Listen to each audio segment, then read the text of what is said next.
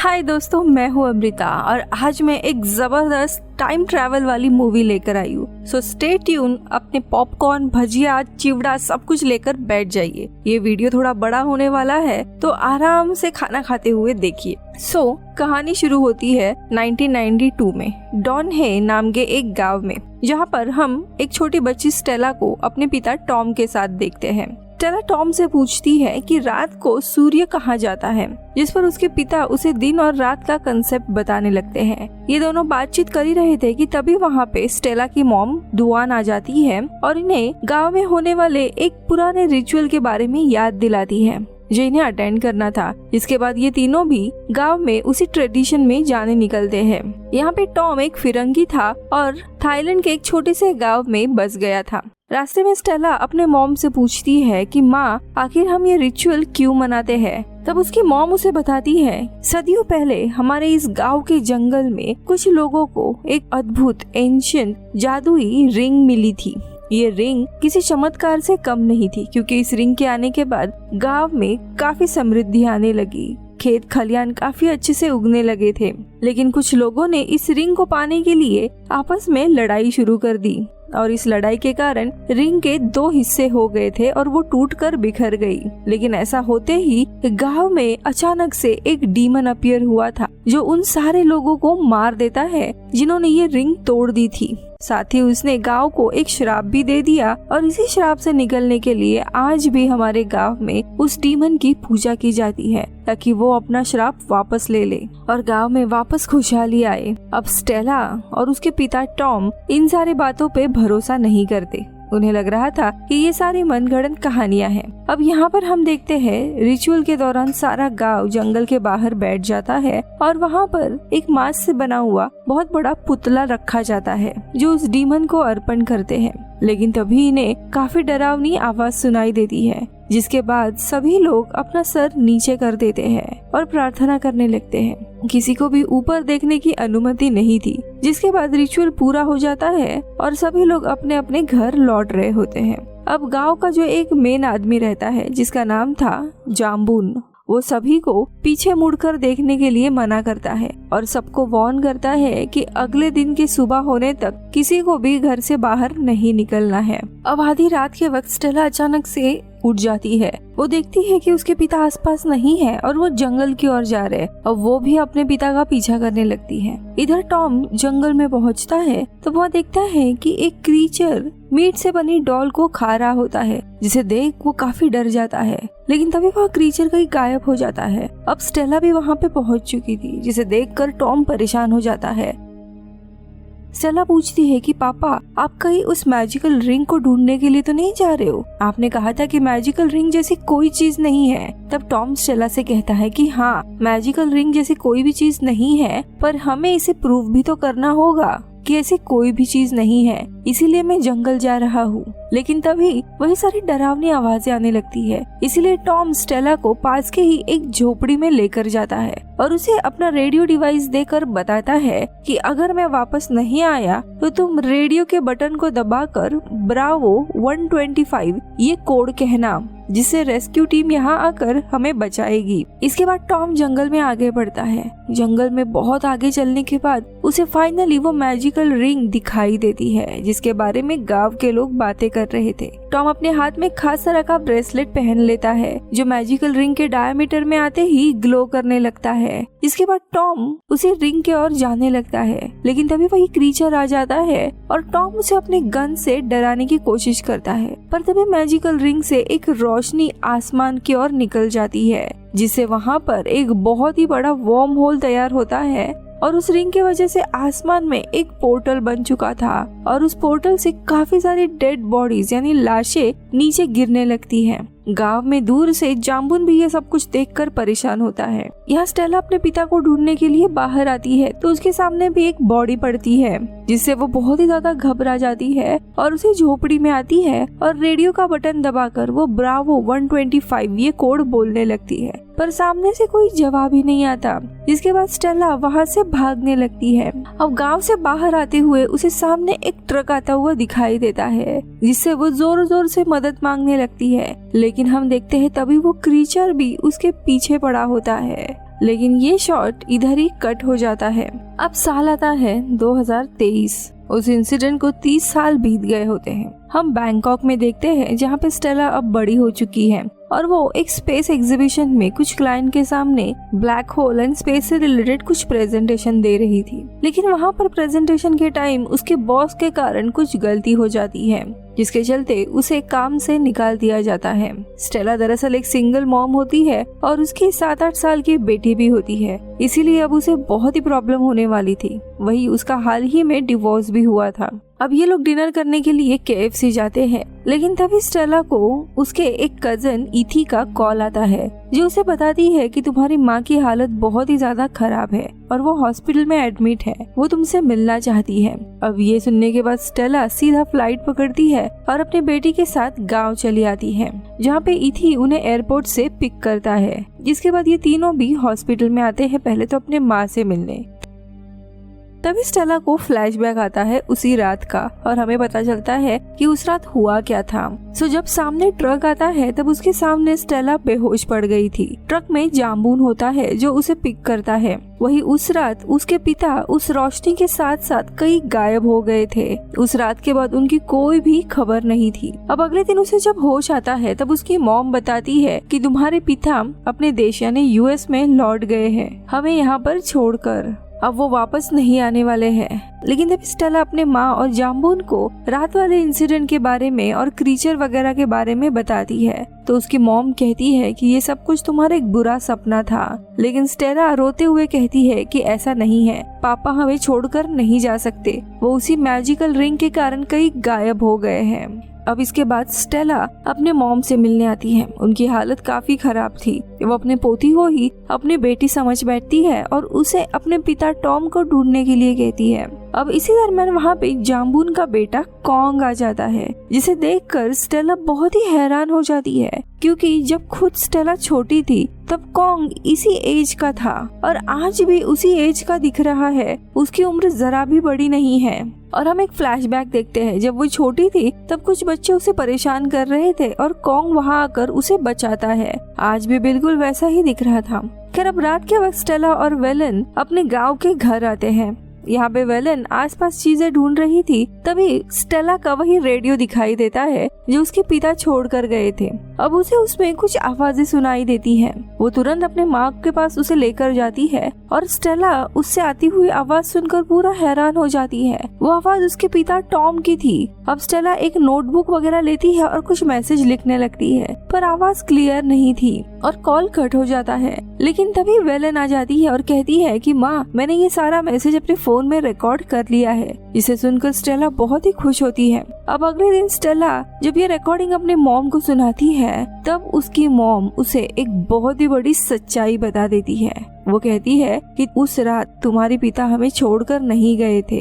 दरअसल उस रात में कुछ हादसा हुआ था और तुम्हारे पिता शायद उसी रोशनी में खींचे चले गए थे, यानी कि वो उसी पोर्टल में ऊपर खींचे गए थे और वो एक अलग टाइमलाइन में ट्रैप हो गए हैं। ये सुनकर स्टेला बहुत ही हैरान होती है। आगे उसकी माँ कहती है कि तुम्हारे कॉलेज में जाने के बाद एक दिन उस रेडियो से मुझे कुछ आवाजें सुनाई देने लगी और तब पता चला ये आवाज टॉम की थी। मुझे अब तक यही लग रहा था कि वो हमें छोड़कर चला गया, लेकिन उसने मुझे बताया कि वो कहीं पर कैद है एक अलग टाइमलाइन में। लेकिन वो ठीक से मुझे बता नहीं पाया क्योंकि तुम्हारे पिता साल में सिर्फ एक ही बार मुझे कॉल करते हैं। दरअसल वो जिस टाइमलाइन में कैद है वहाँ का समय, वहाँ की ग्रेविटी पूरी तरीके से अलग है। जहाँ पे अर्थ में 1 साल बीतता है तब स्पेस टाइम में उनके लिए बस 1 मिनट बीता होता है।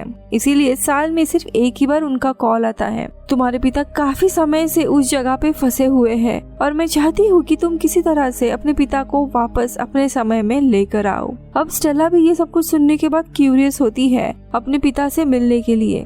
अब उसकी माँ कहती है कि तुम्हें इससे पहले वही ब्रेसलेट को हासिल करना होगा, जिसके बाद तुम्हें मैजिकल रिंग को कलेक्ट करके टेकेलीजेनेसिस नाम के उस डिवाइस को ऑन करना होगा। ये एक टाइम ट्रैवलिंग डिवाइस है जो तुम्हें मिलिट्री कैंप के बेसमेंट में मिलेगा और उस कैंप में जहाँ कोई भी नहीं रहता। अब ये सब कुछ जानने के बाद स्टेला अपने बेटी के साथ इसी मिशन की तैयारी करने लगती है। दूसरी जगह हम कॉन्ग को देखते हैं जो स्टेला की बाइक ठीक करके उसके घर पे डिलीवर करने जा रहा होता है, लेकिन तभी उसके पिता जाम्बून वहाँ आ जाते हैं और उसे घर से बाहर जाने के लिए मना करते हैं। दरअसल कॉन्ग के साथ बचपन में एक दुर्घटना घटी थी जिसकी वजह से जाम्बून उसे कहीं पर भी अकेले जाने नहीं देता। खैर इसके कुछ देर के बाद स्टेला वहाँ पे आ जाती है कॉन्ग के घर पे और उसे उसके पिता का ब्रेसलेट मांगती है। दरअसल जाम्बून के पास भी वैसा एक ब्रेसलेट था। अब कॉन्ग वो ब्रेसलेट देने से मना करता है क्योंकि उसके पिता बहुत ही स्ट्रिक्ट होते हैं। तब स्टेला उसे कहती है कि मेरे पिता के गायब होने से पहले उनके हाथ में भी वैसा ही ब्रेसलेट था जैसे तुम्हारे पिता के पास है, और तुम्हें क्या ये बात अजीब नहीं लगती कि इन 30 सालों में तुम और तुम्हारे पिता की उम्र जरा भी बड़ी नहीं है, तुम बिल्कुल वैसे ही दिखते हो। तभी वहाँ पे इथी भी आ जाता है और कॉन्ग से कहता है कि आखिर तुम्हारे पिता तुम्हें बाहर क्यों नहीं जाने देते, तुम्हें प्रिजनर की तरह यहाँ पर कैद करके रखा है, क्या तुम इसके पीछे की सच्चाई नहीं जानना चाहते? जिससे अब कॉन्ग भी सोच में पड़ जाता है और फिर उसी रात को वो चुपके से अपने पिता का ब्रेसलेट को चुरा कर स्टेला के पास लेकर आता है। जिसके बाद स्टेला, इथी, कॉन्ग और वेलेन उस मैजिकल रिंग को लेने के लिए जंगल की ओर चले जाते हैं। वही वेलेन कार के अंदर बैठी होती है, तभी उसे कार के बाहर किसी के होने का एहसास होता है। तब वेलेन स्टेला को कॉल करके इसके बारे में बताती है, लेकिन वो उसे गाड़ी से बाहर आने से मना कर देती है। खैर अब कुछ देर आगे बढ़ने पर इन्हें वही मैजिकल रिंग दिखाई देती है, जिसके बाद स्टेला अपने हाथ में उसी ब्रेसलेट को पहनकर मैजिकल रिंग की ओर अपना हाथ आगे करती है। जिसके बाद मैजिकल रिंग स्टेला की ओर बढ़ने लगती है, लेकिन तभी वहाँ पे एक लड़की आ जाती है जो देखते ही देखते उसी क्रीचर या डीमन में बदल जाती है जिसे हमने मूवी के स्टार्टिंग में भी देखा था। और अब वह क्रीचर इन सभी पर अटैक करने ही वाला होता है कि तभी कॉन्ग उस क्रीचर को अपने गन से शूट कर देती है, जिससे वो क्रीचर वहाँ से भाग जाता है। लेकिन तभी कॉन्ग को कुछ फ्लैशबैक दिखाई देते हैं जिसके कारण वो वही बेहोश होता है। अब स्टेला और इथी मैजिकल रिंग के साथ साथ कॉन्ग को अपने कार में लेकर आ जाते हैं। अब वहाँ से निकलने के बाद ये लोग मिलिट्री कैंप पहुँच जाते हैं। तब मैजिकल रिंग अचानक से ग्लो करने लगती है, जिसके बाद ये सभी कैंप के बेसमेंट में जाते हैं जहाँ पे इन्हें एक ब्रीफकेस दिखाई देता है, जिसे खोलने पर इन्हें उसके अंदर वही टाइम मशीन दिखाई देती है, यानी कि टैकली जेनेसिस। इसके बाद स्टेला जब अपनी ब्रेसलेट को उस मशीन के अंदर डालती है तब उसका रेडियो अचानक से ऑन हो जाता है। इसके दूसरी तरफ टॉम अपने वाइफ से बात करने की कोशिश कर रहा होता है। तब स्टेला अपने पिता से कांटेक्ट करती और कहती है कि पापा, मैं आपकी बेटी स्टेला हूँ। अब ये सुनकर टॉम कहता है कि तुम्हारी आवाज काफी मैच्योर लग रही है, तुम कौन से साल से बात कर रही हो? तब स्टेला कहती है कि मैं 2023 से बात कर रही हूँ, आपको गायब हुए 30 साल हो चुके हैं। आगे स्टेला टॉम से पूछती है कि डैड उस रात आखिरकार हुआ क्या था, आप कहाँ चले गए थे? अब यहाँ टॉम कुछ सच्चाई बताने लगता है और कहता है कि मैं एक CIA एजेंट हूँ और मैं डोनहा इस विलेज में एक मिशन के लिए आया था जिसमें मुझे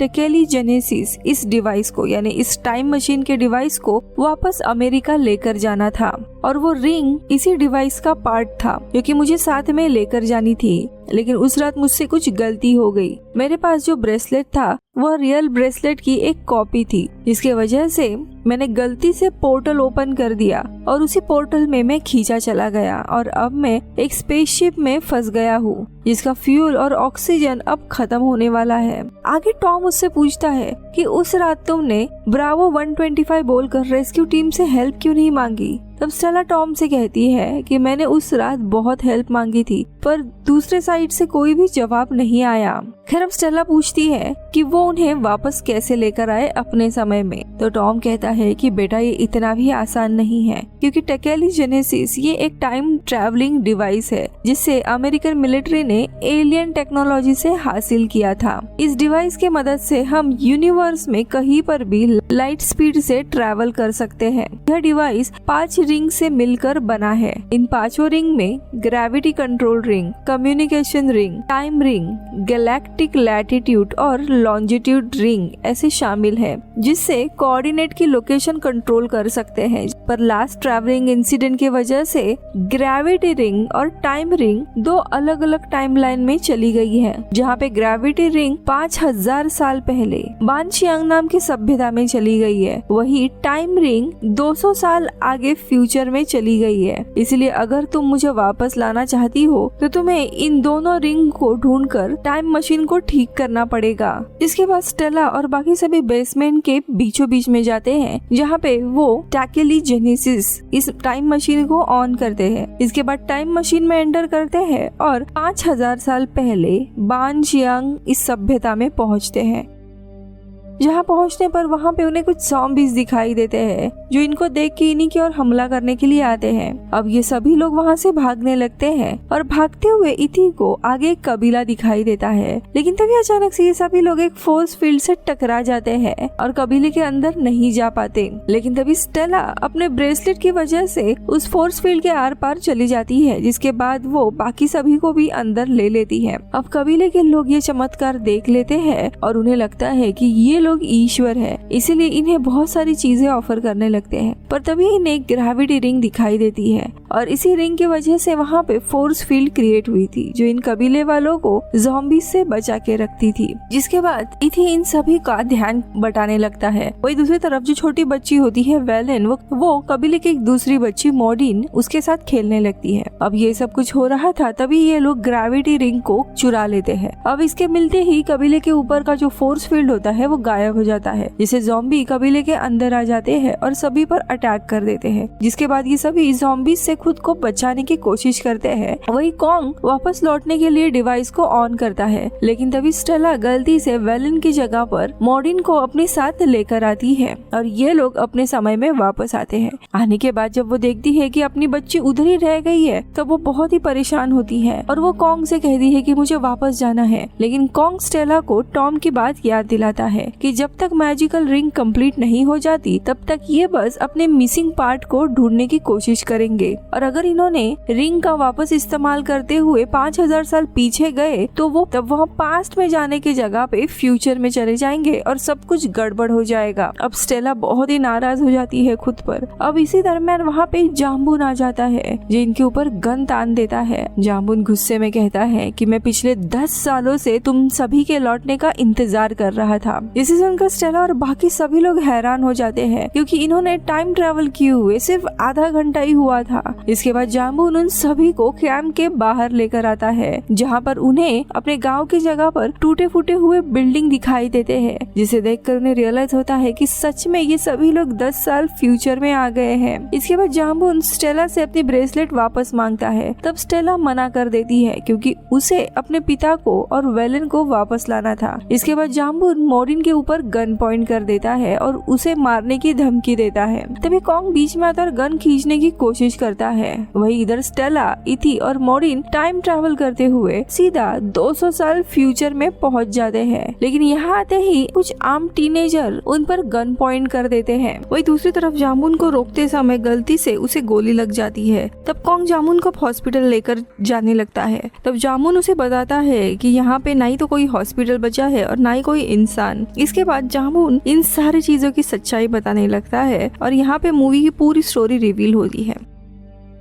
साल है 1964। वो कहता है कि मुझे और लवन नाम के एक लड़की को अमेरिकन मिलिट्री ने बंदी बनाकर रखा था, जहाँ पर वे लोग टाइम ट्रैवलिंग का एक्सपेरिमेंट करने के लिए हमारा इस्तेमाल किया करते थे। पर एक दिन मैंने और लवन ने यहाँ से भागने का प्लान बनाया, जिसमें जब मिलिट्री वाले मुझे दूसरे टाइमलाइन में भेजने के लिए आ रहे थे तब मैंने हार्ट अटैक का बहाना बनाया, जिससे अमेरिकन मुझे देखने के लिए आए। और तभी लवन ने चालाकी से उस ब्रेसलेट को चुरा लिया था और जब उसने उस डिवाइस को ऑन किया था तब मैं उसके 5 मीटर के डायामीटर में था, जिससे हम दोनों भी उस कैंप से आजाद हो जाते हैं। पर इसी के साथ वहाँ पर कुछ सोल्जर्स भी आ जाते हैं। इसके बाद लवन ने और मैंने वापस से टाइम ट्रैवल कर लिया था और इस बार हम 5 साल आगे यानी कि 1969 में आए। डोनहा इस गांव के जंगल में पहुंच गए थे, पर इस दौरान लवन को गोली लग गई थी और उस रिंग के पावर के कारण वो एक क्रीचर में ट्रांसफॉर्म हो गई। इसके बाद मैंने उसे ठीक करने की काफी कोशिश की, पर वो कभी भी ठीक नहीं हो पाई। और इसी तरह एक दिन जब मैं जंगल में घूम रहा था, तब आसमान से बहुत सारी डेड बॉडीज जमीन पर नीचे गिरने लगी थी, जिसे अमेरिकन्स वियतनाम वॉर के बाद पोर्टल का यूज करके दूसरे टाइमलाइन में फेंका करते थे। और तभी उन डेड बॉडीज में मुझे एक लड़का मिला जो अब तक जिंदा था, और वो लड़का और कोई नहीं बल्कि तुम थे, जिसके बाद मैंने तुम्हें अडॉप्ट किया। इसी के बाद मैंने लवान को विलेज वालों से बचने के लिए उन्हें डीमन की झूठी कहानी सुना दी, ताकि वो सभी लवान तक ना पहुँचे। वही दूसरी तरफ हम स्टेला और इथी को देखते हैं, जो फ्यूचर में गए थे। वे लोग एक रूम में बंद होते हैं, जिसके कुछ ही देर के बाद आर्म टीन ग्रुप इनके पास आता है, जिसके बाद टीन्स इन्हें बताते हैं कि करीब करीब 200 साल पहले हमारी सिटी पर जायंट केजो मॉन्स्टर का अटैक हो गया था। साथ ही गवर्नमेंट काफी सारे मिसाइल हमारी सिटी के ऊपर बरसाने लगी थी, जिससे सभी जायंट मॉन्स्टर मारे गए, लेकिन पूरा शहर बर्बाद हो गया था। और इसी के साथ एक रिबेल टीम भी बनी। फिर एक दिन हमें एक बेसमेंट में वो टाइम मशीन मिली, जिससे हम टाइम ट्रैवल करके इस टाइमलाइन से दूसरे टाइमलाइन में जा सकते थे। इसलिए हमने रिवर्स इंजीनियरिंग करके इसकी एक कॉपी बनाई, जिससे हमारी सिटी के ऊपर एक फोर्स फील्ड क्रिएट हो गया, जो हमें गवर्नमेंट के लॉन्च किए हुए मिसाइल से बचाता है। पर इससे हम टाइम ट्रैवलिंग नहीं कर पाते, और इसीलिए हम चाहते हैं कि तुम हमें इस डिवाइस को यूज करना सिखाओ। लेकिन कुछ देर बाद स्टेला उन्हें टाइम मशीन डिवाइस को यूज करना सिखाने के लिए मान जाती है। इसके बाद वो उन्हें बताती है कि अगर उन्होंने डिवाइस को यूज किया तो उनके शहर के ऊपर का फोर्स फील्ड हट जाएगा। जिसके बाद ये सभी लोग एक डायनासोर को केज में लेकर आते हैं, जिन्हें इन्होंने सालों से पकड़ कर रखा होता है। इसके बाद ये लोग इस डायनासोर को 30 सेकंड के लिए उसके टाइमलाइन में भेजकर उसे वापस लाने की प्रैक्टिस करते हैं। लेकिन 30 सेकंड के बाद और जब वो डायनासोर वापस आता है, तब वो बार बार टेलीपोर्ट करने लगता है। जिसके बाद किसी तरह ये लोग उस डायनासोर को मारने में कामयाब हो जाते हैं। वही फोर्स फील्ड के टूटने की वजह से शहर में जहरीली गैस आने लगती है, जिससे इनका एक साथी भी मारा जाता है। इसके बाद स्टेला को आखिरी रिंग भी मिल गई थी, जिसे इन टीन्स ने बनाया होता है, जो ओरिजिनल रिंग से और भी ज्यादा इम्प्रूव्ड और पावरफुल था। इसके बाद स्टेला उन टीन्स को अपने साथ अपने टाइमलाइन में चलने के लिए कहती है, लेकिन वे लोग उसके साथ जाने से मना कर देते हैं। वही इथी भी उन्हीं टीन्स के साथ रहने का डिसाइड करता है, ताकि वो उन्हें मदद कर सके। जिसके बाद स्टेला मॉर्डिन के साथ वापस प्रेजेंट में आती है, जहाँ पे कॉन्ग अपने पिता की मौत से बहुत ही ज्यादा उदास और परेशान हो गया था। दूसरी जगह मॉर्डिन की जो मॉम होती है, वो अचानक से फ्यूचर में टेलीपोर्ट हो जाती है, जहाँ उसके साथ कुछ ज़ॉम्बीज भी टेलीपोर्ट होते हैं। वही दूसरी तरफ कॉन्ग डिवाइस का यूज करके उस टाइमलाइन में चला आता है, जहाँ से वो डॉनहे विलेज में वापस आया था। जिसके बाद स्टेला और मॉर्डिन कॉन्ग के ही टाइमलाइन में पहुंच जाते हैं, जहाँ पे वो देखते हैं कि कुछ आर्म्ड ग्रुप यूनिवर्सिटी के स्टूडेंट के ऊपर गोली चला रहे हैं। जिसके बाद कॉन्ग स्टेला और मॉर्डिन को लेकर यूनिवर्सिटी के अंदर चला आता है, पर वो आर्म ग्रुप वहाँ पर भी आ जाते हैं और सभी को मार देते हैं। और अब कॉन्ग भी मरने ही वाला होता है कि तभी कॉन्ग एक बार फिर से टाइम ट्रेवल कर सभी को बचाने की कोशिश करता है। लेकिन तभी हम देखते हैं कि सारे टाइमलाइंस आपस में कोलैप्स होने लगते हैं। वही इथी के टाइमलाइन में गवर्नमेंट ड्रोन से उन पर अटैक कर देती है, क्योंकि अब सभी टाइमलाइंस आपस में कोलैप्स हो रही थी, जिसके वजह से इथी का टाइमलाइन के ड्रोन्स कॉन्ग के टाइमलाइन में आ जाते हैं और वो सभी एक दूसरे के ऊपर फायर करने लगते हैं, जिससे आर्म ग्रुप के बहुत सारे लोग मारे जाते हैं। इसके बाद कॉन्ग स्टेला को उसकी टाइम मशीन देता है और फिर वह इसी टाइमलाइन में रुककर इस मिलिट्री के लोगों को रोकने लगता है। जिसके बाद स्टेला फाइनली वेलन के टाइमलाइन में पहुंच जाती है, जहाँ पे वो देखती है कि मॉर्डिन के माँ को कुछ ज़ॉम्बीज ने काट दिया होता है और अब वह भी ज़ॉम्बी बनने वाली होती है। जिसके बाद वह टाइम मशीन का यूज करके वेलन और मॉर्डिन के साथ अपने प्रेजेंट टाइमलाइन में पहुंच जाती है। वो अपने साथ मॉर्डिन को भी लेकर आती है, पर वो घायल होती है, इसीलिए वो वेलन को टाइम मशीन यूज करके सारे टाइमलाइंस को रिसेट करने के लिए बोलती है, ताकि सभी टाइमलाइन वापस से ठीक हो सके। और तभी वो क्रीचर भी आ जाता है, जिसका ध्यान मॉर्डिन बटाने की कोशिश करती है। इसके बाद वेलन रेडियो पर अपने दादाजी यानी टॉम से डिवाइस को ऑन करने के लिए हेल्प मांगती है। टॉम वेलन को इंस्ट्रक्शन देने लगता है, जिससे फाइनली मशीन ऑन हो जाती है। इसके बाद उस क्रीचर के साथ साथ सारे टाइमलाइन रीसेट होने लगते हैं। अब मूवी के लास्ट सीन में जब स्टेला की आंख खुलती है, तो वो खुद को अपने ही घर में पाती है। जिसके बाद वह हॉस्पिटल जाती है, तब वो अपने माँ से उसके पिता को वापस ना ला पाने की वजह से माफी मांगती है। तब उसकी माँ बताती है कि पिछले रात उन्होंने टॉम को अपने सपने में देखा था, इसलिए वह उससे नाराज नाराज नहीं है। वही हम देखते हैं इथी और कॉन्ग अलग टाइमलाइन में होते हैं और उनके टाइमलाइन में भी सारी चीजें सही हो जाती है और इधर ही ये मूवी खत्म हो जाती है। आपको ये टाइम ट्रैवल की मूवी कैसी लगी मुझे जरूर बताना। मिलती हूँ अगले वीडियो में, बाय बाय। दोस्तों, आप हॉलीवुड एक्सप्लेन इन हिंदी यानी इस चैनल को सपोर्ट कर सकते हो मेंबरशिप ज्वाइन करके जस्ट फॉर 29 रुपीज में, या फिर वीडियो को सुपर थैंक्स भी दे सकते हो। Thank you so much.